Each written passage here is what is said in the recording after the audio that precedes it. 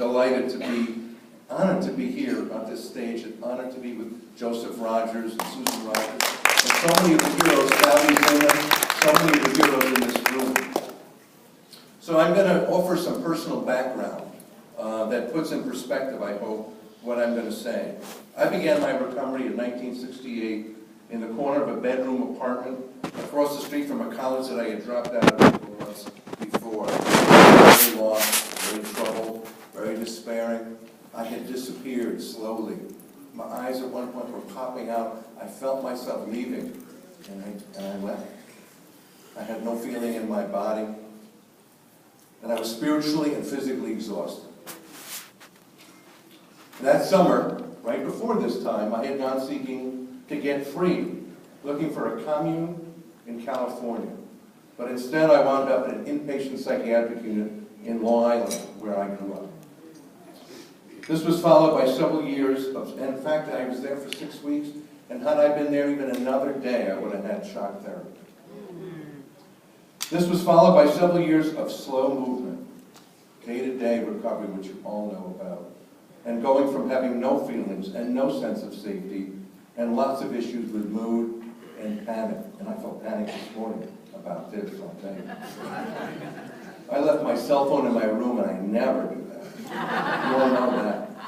My recovery begins with an immersion in a variety of alternative healing approaches that included bioenergetics, which was an approach inspired by John Lennon and the scream therapies that he was talking about at the time, that I couldn't get well by going through my head, but I had to go through my body and discover in my muscles and in my body the lost emotions and repressed anger and sadness that I felt. And yoga was very important to me, and the crystallization of a spiritual connection that is at the heart of my recovery today. I then came to work in a state psychiatric center in the mid-70s, where, as you can imagine, I saw personally the dismal life ahead that was offered people who were admitted there. And at that point, I was in the closet when it came to the psychiatrists and the staff, because whenever I tried to speak from the heart, I was diminished and dismissed, and I wanted to help people. But I always shared with the people with whom I served.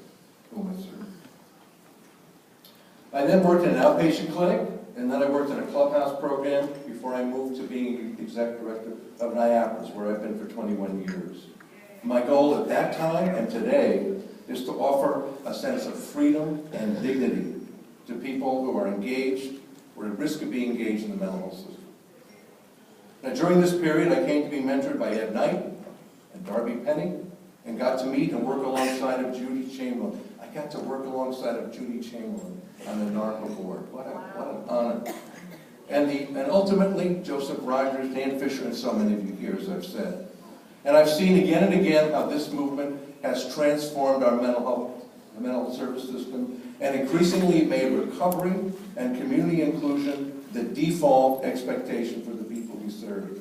You know, at Alternatives a couple of years ago, there was a kind of a discussion with Bob Whitaker and Mark Raggins. I don't know if you remember that. Mm-hmm. And I love Bob Whitaker's comments, but I really love Mark Raggins' comment, which said this: in the old days, everybody got medication. Some people got recovery and rehabilitation. And nowadays, what should happen is everybody should get recovery and rehabilitation, and only some people should get medication, and only if they want it. So I love when Sandy says recovery is to be expected. Because I worked in a field back then where the most heinous thing that was ever said was, this is the best that they can do. Which the staff then said, well, this is the best that we can do. People would relapse. It was expected. That's the illness. I would just die when people got it. No, that's the illness. People who are schizophrenic can't make relationships. Vocational rehab is not an option. What an outrage. But, you know, back to outrage, and I'll talk about this more. I have been outraged all these years. And if I'm statesman-like, it's only to be disciplined and to stay at the table. It's strategic. And I believe in that. And I encourage us to be disciplined and and relentless, not to just repress, but to be strategic. Because there are many more tables, and you know what? We can talk to each other today, but there's a world out there we're not reaching, and that is jeopardizing us. And that's probably my strongest message, is to get beyond this bubble, this beautiful bubble we're in, where we all talk to each other. But most people don't know what we're about, don't understand the language, don't understand our point of view, and are in control. We've got to seek that control, but we've got to move outside our bubble. Right. During the last 20 years, I've seen the rise of a vibrant grassroots community in New York, around the country, and we've won numerous victories. And I say this because too often, and I heard it the other day, and I heard it when, in the New York Times, when it was revealed that adult home residents with psychiatric disabilities were stranded there and received horrific treatment. The reporter said, the Pulitzer Prize reporter said, the mentally ill are the least powerful group in all this. And talk about outrage that I felt. And I want to tell you that we had marches and vigils in New York that closed state hospitals and freed up $200 million to go into the community and grow the peer support movement. We had rallies, news conferences, and legislative meetings that came to ban the use of solitary confinement in state prisons for people with psychiatric. We had civil disobedience. I was arrested as part of an effort to win adoption of the Medicaid buy-in working center program. We were involved in legal actions that are now freeing thousands of people who are stuck in those adult homes. And right now, I'm at the table, at the Medicaid redesign table in New York, that is on the eve of making recovery the default, wellness the default, peer support a required benefit, and self-direction will come to New York as a central service.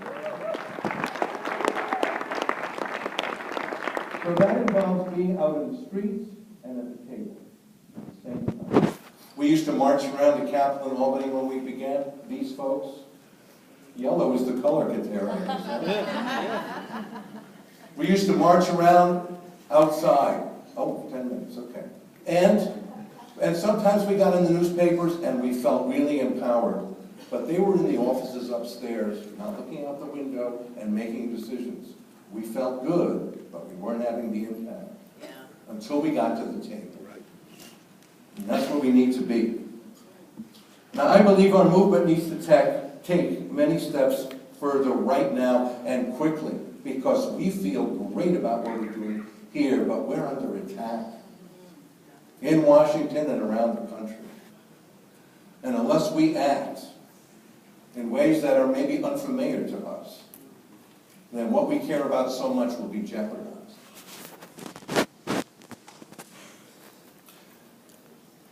As groundbreaking as we've been, we're a movement that is all too often regarded as against things outside this room. Against coercion, which I've given 15 years of my life these past years, and seeing coercion contained in New York, in New Mexico, in Connecticut, and other states around the country.